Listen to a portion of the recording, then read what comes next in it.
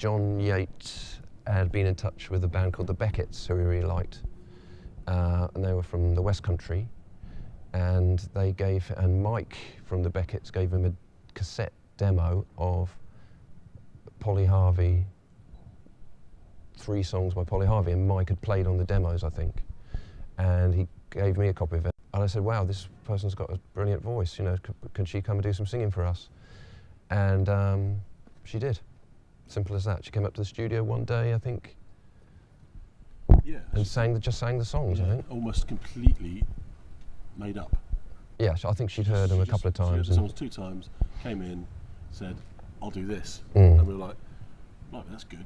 That would have taken us 4 days to work that out. Yeah, she was very impressive. Obviously very talented. And I think in the time that it took for us to sort of hear a couple of rough old demos from her, and then for her to come and record a bit of music, by the time we said, actually, do you want to come out and play live on the road with us and support her? Yeah. She was almost a superstar. Yeah, she was already happening. Wasn't it? Yeah.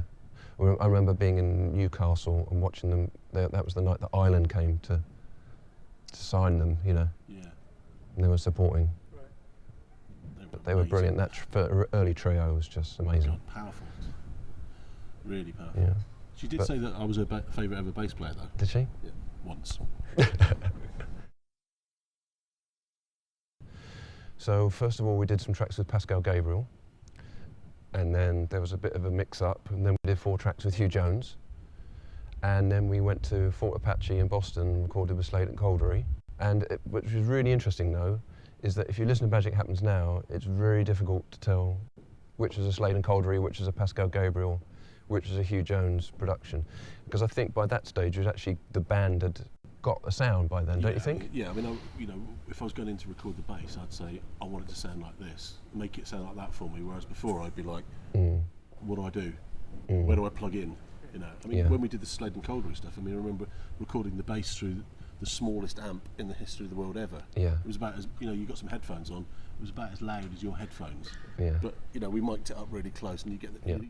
It was we were actually getting quite competent by then, I think. Yeah, and also because with some of those tracks in the Slade and Caldery sessions, we played ensemble. We played, they had a great little live room, and we just play in there together and get the basic tracks that way. Whereas in the older days, it was harder to get, that because of the studios we were using weren't as good. So, but by Magic Happens, yeah, we used good studios and we had better equipment, and it's just unfortunate that it took about 28 years between having a success with Furthest from the Sun and Magic Happens actually coming out. I mean, it was just, it's unheard of now, isn't it? I mean, bands would be like record like that.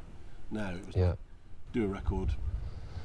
Let's sit around for a little bit. Yeah, well, that was circumstances though. That wasn't the plan to take a long time, was it? It did. But it did. It was just the usual, difficulties.